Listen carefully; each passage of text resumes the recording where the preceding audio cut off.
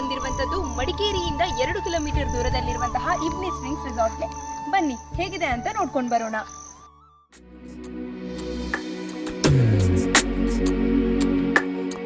ವನದೇವಿ ಪ್ರೀತಿಯ ವಂದನೆ,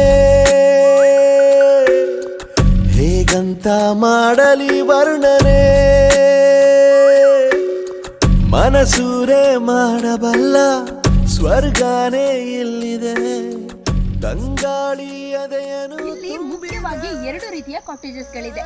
ಒಂದು ಡೀಲೆಕ್ಸ್, ಮತ್ತೊಂದು ಹಸಿರು ಹೊದ್ದು ಭೂಮಿನೇ ನಗುತ್ತಿದೆ, ನಂಬಲು ಆಗದ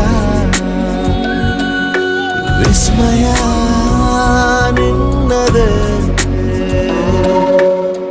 ವನದೇವಿ ಪ್ರೀತಿಯ ವಂದನೆ, ಹೇಗಂತ ಮಾಡಲಿ ವರ್ಣನೆ.